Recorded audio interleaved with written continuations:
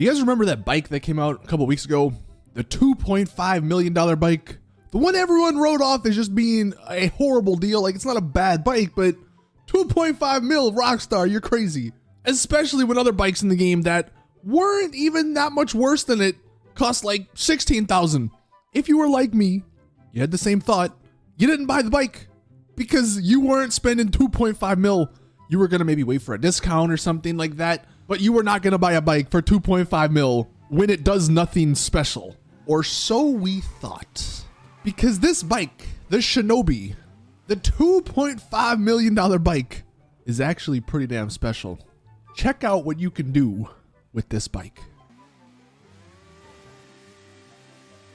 You're freaking Spider-Man! You can literally climb up any wall, no matter how tall. And that's what I'm gonna show you guys how to do in today's video. Well, kind of, because I'm not the best at it just yet, but either way, let's hop in. So yeah, this is how to climb buildings with the Shinobi.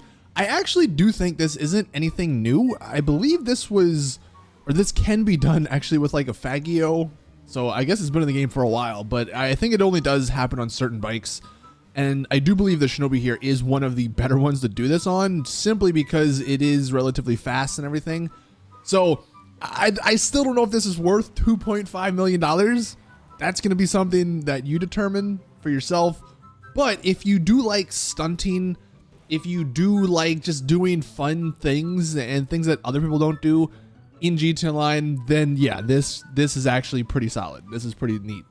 So this is my progression. We're going to see it here throughout this video. I just went into single player because it's the same physics and everything. Plus, you can do it a lot easier in single player, at least on PC, because we can turn off traffic and all that. You don't have to deal with all that. But any of this stuff will work in online. What I would suggest if you are just starting out is to find a spot that is going to be a little bit easier. So for me, I went all the way up by the Eclipse Towers, and you're going to want to find a building with a wall that connects to the ground that is basically completely flat. Like it can't have any sort of overhanging things or anything like that, because of course that will get in your way. And I just found this is literally like what, a 10-foot wall maybe right next to Eclipse Towers, and that's where we're going to start to practice. So that's what I would suggest. Just find yourself a little wall somewhere before you do get into the bigger walls. And how this glitch sort of works is by simply just driving into the wall. If you just drive straight into the wall, you'll see that your bike, it starts acting a little weird, and it kind of just sort of flies up to the top. Now, it doesn't happen every time, at least when you're first starting off, because you have to get the timing down. From what I could tell, and if anyone has any other, better theories here, I guess, let us know in the comments if there's like a better way to do this. But from what I could tell, wheeling didn't really help. It actually hurt. Literally just driving straight into the wall was like the best thing that I found to do. But I do believe actually, as they went on, if you time it correctly to hit the reverse button the second your front wheel touches the wall, that's actually how you're going to get to the higher buildings. But we'll get to that in a second. So you can see, took me a couple tries, but eventually I did get to the top of this building, or the top of this little part here. And again, it doesn't work if there's a little lip. So again, that's why we're going to need to find a flat wall.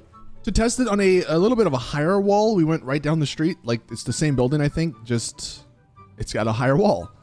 And we're going to do the same thing just to sort of practice and try and get our timing down. Again, from what I could tell, you go into the wall. I don't even really know if speed matters, because sometimes I was doing it from like 2 feet away from the wall, others, a little further. But the second you do hit the wall, I believe hit your left trigger, your reverse button. I guess if you're on PC, the S key. And if you do time it correctly, that's how you're going to get to those higher heights. But yeah, as you can see, or as you might have seen already, we went pretty high on that second little wall there. I think only on our first or maybe even second try. Now, if you eventually get to the point where you're really good with this, you can go into the city. I think it's either the FIB or the IAA buildings. I believe both of them have these very, very tall walls that go almost to the top of the building. And that's what you saw in that beginning clip, which I'll leave a link to the guy who actually did that in the description. But as evident in that clip, you can climb these. Now, for me, it was a lot harder. I did not actually get this down in the literal like 10, 15 minutes I was trying all this. So you are going to have to maybe try and practice a lot more than I was doing if you want to get these taller buildings. I'm sure if you find a flat enough wall, you could probably even do it on the Maze Bank building as well, the highest building in the game. That could be cool. But for me, at least with the FIB or the IA buildings here, I couldn't get all the way. I sometimes got a little bit of the ways, and I guess that is where the timing comes in, because there is a balance. If you hit the right trigger, like your gas, while you're going up the wall, I think you break it. Also, you have to time it so where you're not like wheeling. So it is a little bit harder than it may look, at least for these taller buildings.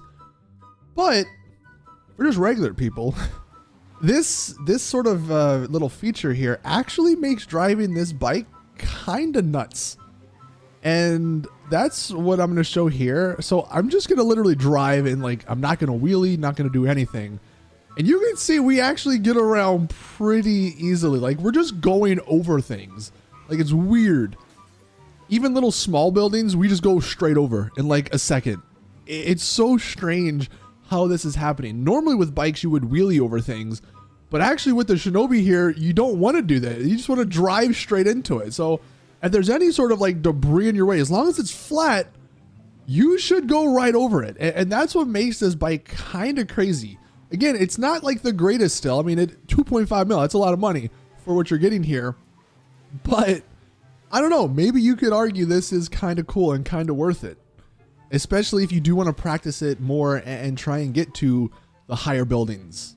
Another place I found that wasn't too bad, and I actually got it on my first try here. We went to the middle part of the city, sort of by the mall, I guess. And yeah, look at that. First try, I guess I just nailed the timing perfectly. We went straight up the wall and got onto the roof in like a second. So it's very quick to do it, but what you guys may have saw there, that's sort of what you're trying to get, where your bike's just perfectly flat, perfectly still, perfectly straight against the wall up until you get to the roof. Now, I did try it a couple more times, and I think I failed a little bit, but again, practice does make perfect, and I do think if you put maybe like an hour-ish of just practicing, you'll probably be getting this in no time. And it is actually fun to just go around the city and try and find spots that, you know, you can do stuff with this. Like here's, I think, the building from the Contract DLC. You can literally just get to the top of the roof in the back alley just by going up with this bike. So yeah, like I said, it's not too difficult, at least to start out. To master it for sure is a little bit more difficult. Again, from what I gather, I think you have to hit your front wheel on the wall and then hit the reverse or your brake button. But if there is a better way to do it, maybe there's an easier way for sure. If anyone knows, let us know in the comments section. But yeah, this is really cool. This is really fun. It does maybe suck that it's on the this bike, the Shinobi, the 2.5 mil one. Maybe that's why it's 2.5 mil. I don't know. Maybe Rockstar thought this all through. But yeah, this is fun. This is cool. Definitely check it out if you own the bike. And let me know maybe if you're going to buy the bike because of this. Thank you guys for watching, though. Please drop the video a like if you did enjoy. Subscribe for more GTA content. And as always, I'll see you all in the next one.